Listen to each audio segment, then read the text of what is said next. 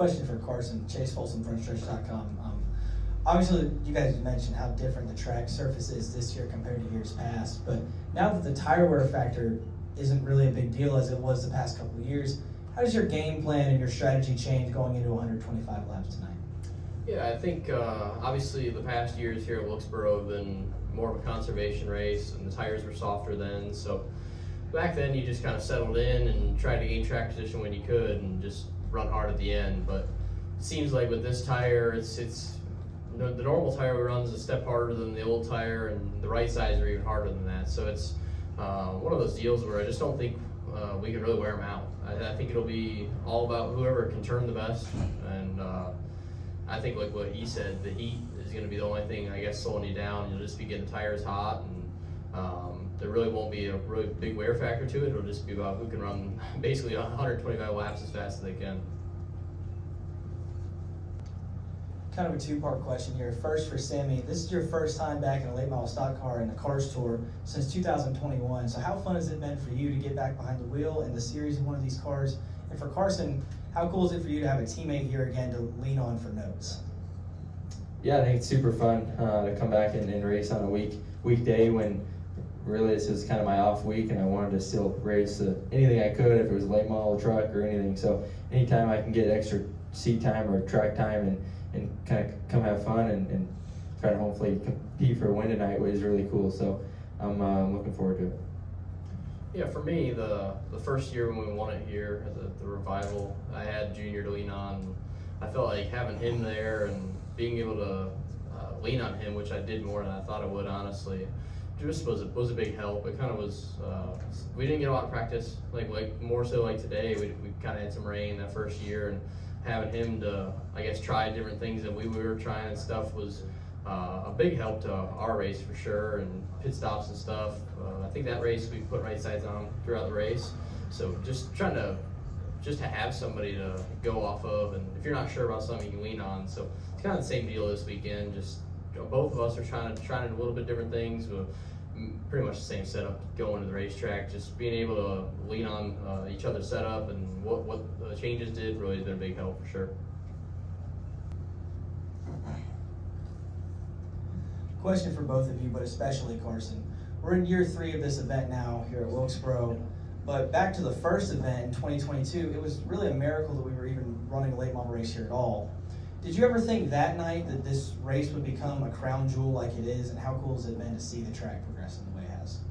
Yeah, for sure. I mean, when we ran that first race in 22, it was I was honestly shocked that it even happened. I thought it was going to be one of those deals where we were going to go do it, and then a month before the race, it was going to be a no. So just to be able to do that race was a pretty big deal to me. And obviously, with the amount of spotlight that was on that race and all the fans that showed up and all that, I kind of knew that it was going to stay, and it has. And the last 2 years, all three really, it's been about the biggest race of the year for the late model stock series. And I'd probably compare it pretty far up there with Martinsville. Martinsville has just been around for a long time, so it's a big one for sure. And I know everybody has their eyes on it at the beginning of the season.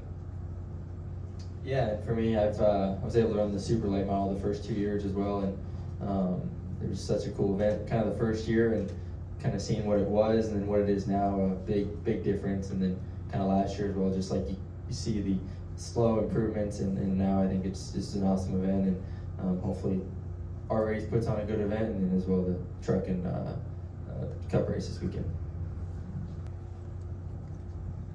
Question for both of you. The guys that were in here earlier all mentioned how the track surface has raced a lot different today in just a short practice period than it did at the test a couple weeks ago. How much do you think that has to do with the weather in the area, and how do you expect the track to progress tonight because of that? Yeah, definitely.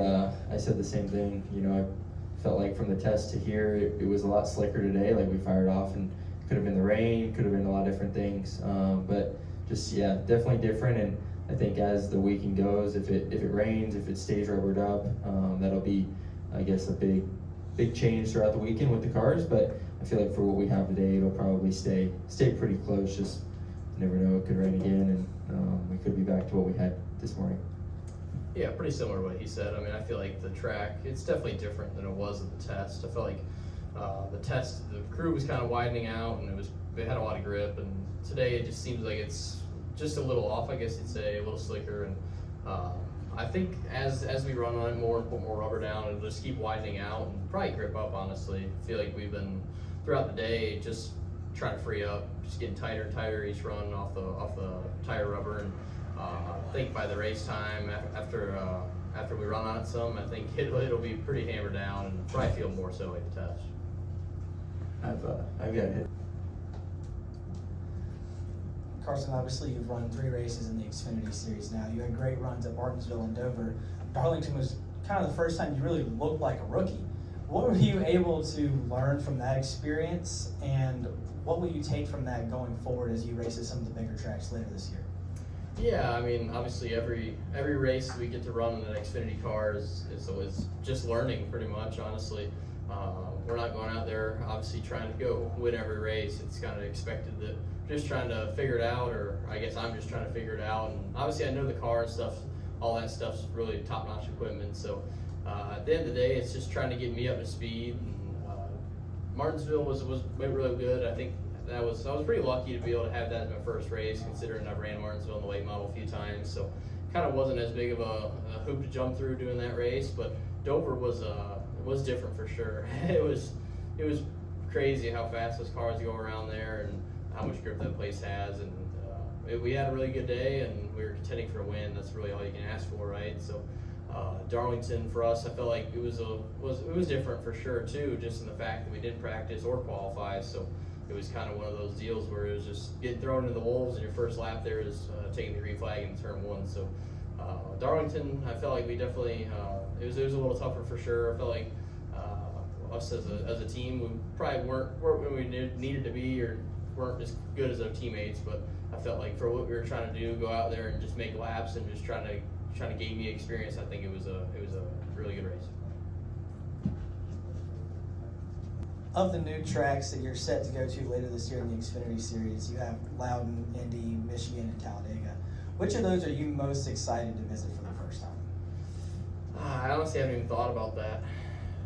I mean, I don't know about most excited, but most curious about Talladega for sure. I feel like that one's a wild card, and I've never obviously raced anything like that, having a draft and just staying wide open. So I feel like that's gonna be the race that I feel like I'm really gonna be confused and trying to learn as much as I can at. So obviously Indy's a pretty different one, but for me I'd say it's Talladega, just in the fact that I've never drafted or been wide open around the track. It'll just be a learning curve for sure. Steven Stump of Frontstretch.com here. Come back for more great racing videos, and if you like us, don't forget to hit that subscribe button.